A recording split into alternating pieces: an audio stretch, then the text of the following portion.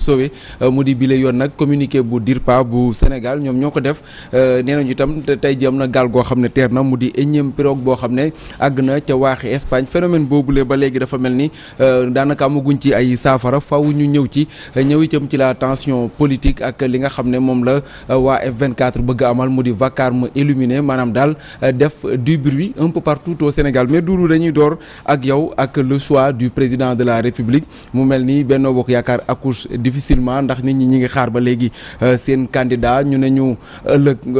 en tout cas probablement war nañ ko xam tey ji itam selon des confrères nee nañu am nañu une rencontre secrète au palais yéexaayu choix wu candidat bu Benno Bokk Yaakaar lan moo ko waral. xamul lu ko waral de waaye ça met en danger tout le Sénégal. Pourquoi. xam nga bu fekkoon APR parti bu banal la. boo xam ne amul benn responsabilité ñu am candidat ñu ñàkk am candidat ñu yéex ko am wala ñu teel ko am ça ne poserait pas de problème la même chose pour Benno Bokk Yaakaar mais imaginez le 3 juillet le président de la République wax ni moom dootul bokk ci élection yi il va pas se représenter et que dina tànn kenn koo xam ne ci biir partem moom la yaakaar ni war naa mun continuer li nga xam ni moom mooy vision bi mu amoon muy le PSE mais loolu bu ñu ko defee Issa mais à partir du moment où mu wax ko ba tey le 8 ça fait 2 mois et 5 jours mais le Sénégal est à l'arrêt mais kenn liggéeyatul ministres yi nga xam ni ñoom ñooy mener li nga xam ni moom mooy la politique gouvernementale war a par exemple planifier li nga xam ni moom mooy dans 1 mois liy xew muy la rentrée scolaire waa ministère agriculture am liggéey mi ñu ci war a liggéey ci campagne agricole bi. récolte yeeg yooyu. ak récolte yeeg yooyu ministre boobu talul dara lulul ndax est-ce que moom la ñuy tànn wala duñ ko tànn di def ay réunion am ak yooyu keneen ak keneen la même chose mais loolu li muy andi mooy dëkk bi. dégg naa tey ñuy wax ni manifestation yi perte loon nañu un point mais ñàkk jël décision boobu perte loon nañu ay points yu bëri ci wàllu yu bëri parce que lépp a taxaw tey koo waxal mu ne la non mënaguma jël benn décision parce que xaw ma de quoi demain sera fait cohésion gouvernementale amatul parce que si biir gouvernement bi tu as 9 candidats ku si nekk ak nitam ñoom nan lañu war a mun toogee di réunion pour au moins parce que am na ay décisions yoo xam ne ci réew bu ñu koy jël il faut ministre tel woo tel ministre beneen ministre bi woo tel ministre beneen woo ministre tel woo tel ministre pour ñu mun jëlandoor décision boobu mais loolu dans ce climat de suspicion nga xam kenn xamul kan moo far kan la ñu war a tànn kan la ñu warul tànn mais loolu nekkul loo xam ni c'est un climat serein de travail. loolu tax ma ne ñàkk pal mi ñàkk jël décision bi ça met en danger tout le pays et su ko defee nag man nee naa leen te loolu sama conviction profonde la mooy avec Macky moi je m'attends à tout maanaam man à tout xam nga mooy lan tant que demuñu ba le 26 décembre conseil constitutionnel génnee liste boo xam ne amul turu Macky Sall man xalaatuma Macky Sall yow bañ a nekk candidat. kon ba léegi da nga des ci jeexi jaaxa ni mën na dem. mais avec Macky Sall il faut s'attendre à tout. suba lañ certainement xëy na ci lañ war a xam kan mooy candidat bu Benno Bokk Yaakaar bu fekkente ne en tout cas ni ñu ko waxee noonu lañ koy defee mais doyen Mademba Ramata Doudou mi ngi koy wax plus de 2 mois boobu ba léegi nit ñi di xaar est-ce que yéen ñi nga xam ne quand même gis ngeen ay élections ñu amal ko au Sénégal élections yoo xam ne nag bi yoon mooy la première fois quand même président sortant waru ci bokk y aura que des candidats yoo xam ne peut-être en tout cas jógewuñu ci nguur du ay président mais juste candidat la yoo xam ne dañuy bëgg a falu bees ci élection yooyu la est-ce que finalement du mettre aussi des problèmes ci côté Benno Bokk Yaakaar maanaam le fait que ñu yéex a tànn seen candidat. Pour la première fois dans l'histoire de ce pays benn président de la République organisé ay élections ñu yaakaar ne du ci bokk parce que wax na ko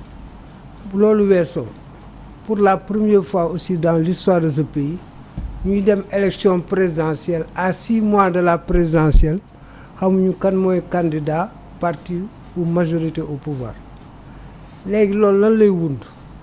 président Macky Sall am na fu mu jot a wax ne j'ai des problèmes je ne peux pas choisir, j'ai des problèmes. Ça veut dire quoi? Ça veut dire que moom joxoon nañ ko carte blanche. Mais bi ñu ko joxee carte blanche dañoo mel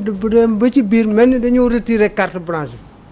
parce que am na ñu bari ñu fël ca làng ga fëgg seen dënd ne candidat lañu. dañ ko ne tànnal ku la neex mais boo ñu tànnul moom. duñ ko nangu mel ni ne ma tànn ko ne mais man dinaa bokk ci ñiy tànn boo ma tànn aussi. ma ber sama yoon. léegi bu loolu weesoo depuis presque 65 jours. il est en train ñu ne la tey kii suba ainsi de suite te il fait face à des fronts ñu wax ko am na bon front bi ci njëkk c'est le front familial il y a une certaine résistance qui a été opérée du côté de la famille notamment par Mansour Faye qui a coaché Amadou Mame Diop. président Assemblée nationale. waaw président Assemblée nationale. Maintenant au-delà de ça il y a aussi le front du Fouta incarné par Abdoulaye Daouda Diallo et coaché est soutenu plutôt par Arouna Dia mais front boobu dafa am problème parce que ñu bëri ci Fouta par exemple Cheikh Oumar Anne ak Abdoulaye Farba Ngom Malick Sall Racine Sy ak Aïssata Sall ñoom ànduñu ci loolu. Il y a un autre front aussi incarné par Aly Ngouille Ndiaye le ministre de l'Agriculture moom dafa jàpp ne moom la candidature multiple est la meilleure. ñu dajale candidats yi mu am au moins Benno am 2 à 3 candidats ensuite ñu mën a rassembler les frustrés et les mécontents pour verser ko ci ndabu Benno Bokk Yaakaar plus tard s'il y a lieu d'un deuxième tour. Il y a aussi Mame Boye Diao qui est là qui manifeste donc ça veut dire que sans compter nag ñeneen ñi jotul a tudd ay Diouf Sarr Boun Abdallah Amadou Ba ak kii. léegi nag man am na ku wax fan yi lu am ku ñu wax Moubarak Lo wax na ba tudd Amadou Ba ak kii te moom dans les sondages d'habitude il fait des sondages en 2012 si vous le rappelez bien moo ne woon Macky Sall va passer au premier tour. Beaucoup de Sénégalais nag jàppoon nañ ne li muy wax ay kasaw la parce que dañ ko jàppoon ne dafa lekk avance war a bëree combat bi léegi nag ba léegi. Quoi qu'on puisse dire kenn mënul démontrer qu'une voix a été volée lors de ces élections wax ji bari nag tout ça donc c'est comme ce qui s'est passé en 2007 kenn mënu la démontrer ba wax nañu Ablaye Wade sàcc na kenn mënu ko démontrer. Donc maintenant au-delà de ça tous ces fronts là il faut mu anéantir leen neutraliser leen léegi nag il y a 2 candidats yoo xam ne ñu bari jàpp na ne ils peuvent sortir de c'est la présélection qui a été opérée il s'agit de qui? De Amadou Ba qui pour man il semble être le candidat de la raison imposé par la réalité politique et aussi par le jeu électoral. Léegi il y a un autre candidat qu'on appelle Boun Abdallah Dionne. Boun Abdallah Dionne il pourrait être le candidat du cœur mais et aussi de la réunification. waaw ou de la réunification et puis moom aussi mën na il peut faire un bon couple avec Amadou Ba peut-être. Léegi nag li am solo mooy wuréwa dem na këng waxi mag dem na naantaal il faut que le président se décide.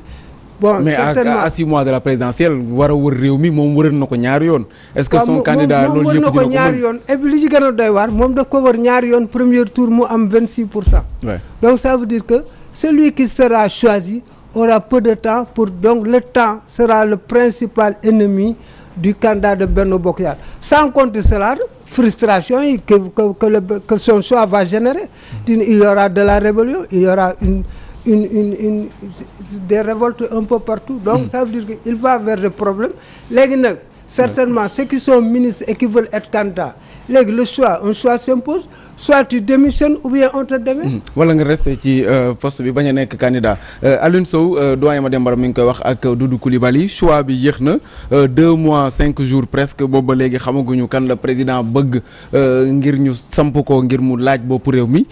ni ki ëllëg certainement peut-être ñu xam kan mooy war a nekk candidat bu Benno Bokk Yaakaar wala ñan ñooy nekk candidat yu Benno Bokk Yaakaar loolu aussi bëgg nañ ci sax am sa xalaat xalaat kan lay nekk wala ñan maanaam singulier wala pluriel mais choix bi est-ce que du nekk loo xam ne quand même luy tardeel le candidat lay doon muy contrainte de temps dans 6 mois ñu war a dem ci élection yi ñu war a tànn ay candidats yoo xam ne xamaguñu sax déjà frustration yi nan lañ koy gérer. Non mais je crois que je crois que il faut que ñu leeral mbir yi. Parce que dafa mel ni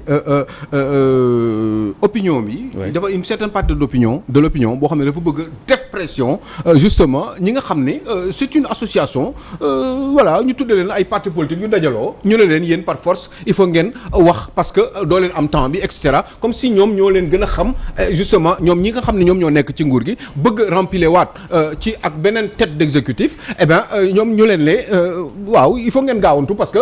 vous n'auriez pas le temps comme si ñoom ñoo leen ko gën a xam je crois que ni il faut que ñu reste quand même un petit peu zen xam ni aussi fii dëkk bi gars yi dañuy politique kii njëkk politique te di dem sax muy le président Macky Sall moom dafa am ay nit ñoo xam ne dañ ko jox confiance ne ko yow la ñu bëgg nga jusqu'à preuve du contraire en tout cas loolu la ñu fi am officiellement ñoo la ñu bëgg nga choisir la ñu parce que yow la ñu wóolu ci loolu sans doute boo gisee ñu wax ko loolu c'est parce que à défaut de vous avoir vous eh ben on préfère que yow nga choisir la ñu ki nga xam ne moom moo gën ci ñun parce que tout simplement ñun yow li nga bëgg a doxal dans l'avenir li nga bëgg Sénégal continuer te yow doo ko mënati parce que contrainte yi xam ne moom moo tax doo ko mënati ba tax nga ne yow du ma nekk candidat eh ben ñun loolu la ñu bëgg mu continuer comme ñun nag loolu la ñu bëgg mu continuer forcément on préfère que vous ñu choisissiez la bonne personne nag ce n'est pas très évident bu fekkee ne dafa am un parti boo xam ne da ak groupe parce que sax du sax Benno Bokk Yaakaar kese il faut tenir compte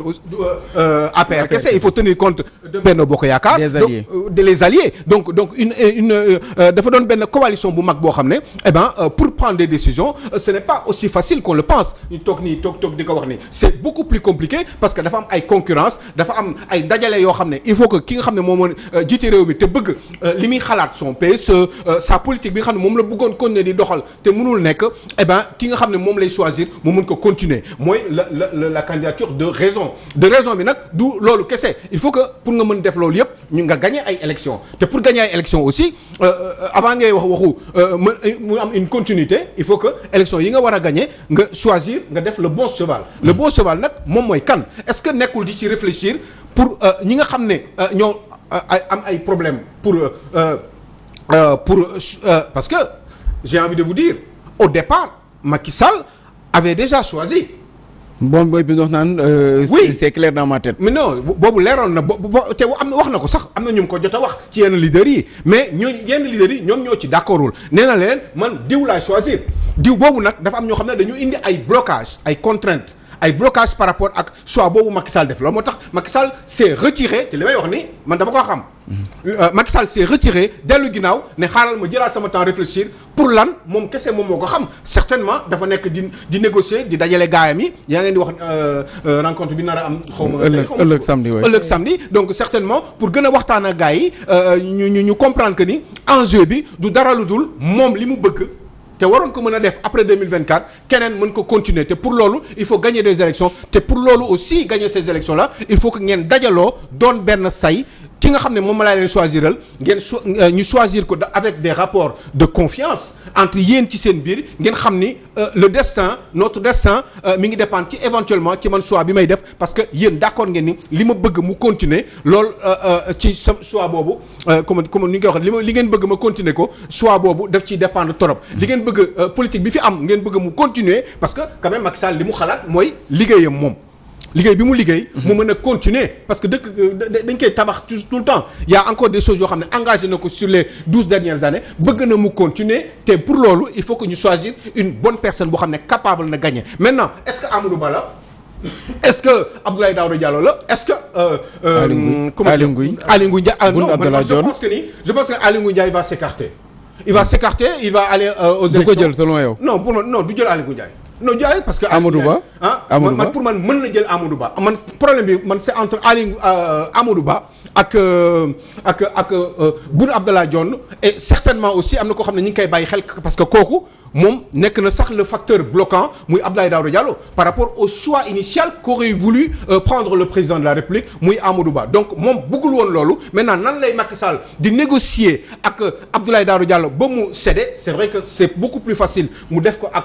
Abdoulaye Daouda Diallo parce que Abdoulaye Daouda a l'air d'être quelqu'un de très loyal quelqu'un qui écoute xamante nañ bu baax mën na ko déglu ci yu bari problème bi kay moom mooy bu choisiroon keneen ku dul Amadou Ba est-ce que Amadou Ba dina ko nangu foofu la ñu war a réfléchir mais je reste persuadé que ni Macky Sall par exemple bu choisiroon Boun Abdallah Dionne un exemple boo xam ne xam ngeen ni wax ngeen fi côté fédérateur bi mu am ak yu demee noonu pour gagner ay élections pour mën a continuer xam ngeen ni Boun nekkoon na aussi Boun Abdallah Dionne nekkoon na le premier ministre de Macky Sall xam nañu fi ñu toll ci déggoo ci xalaat ak déggoo ci en tant que ay xarit donc Macky Sall aussi day xalaat ni Boun Abdallah Dionne aurait pu ou pourrait être un homme fédérateur parce que xëy na sax lii Abdoulaye Daouda Diallo mën a nangul Boun Abdallah Dionne je reste persuadé que ni mënu ko nangal ou alors difficilement par forceps à Amadou Ba. Donc forcément dina xaw a compliqué bu dee Abdoulaye Daouda Diallo nag il tient le nord et c'est hyper important Abdoulaye Daouda Diallo et sa compagnie wax nga ak koo xam ne moom bokk na si ñuy faloon Macky Sall muy Arona Dia koo xam ne son choix ak un autre monsieur su wagee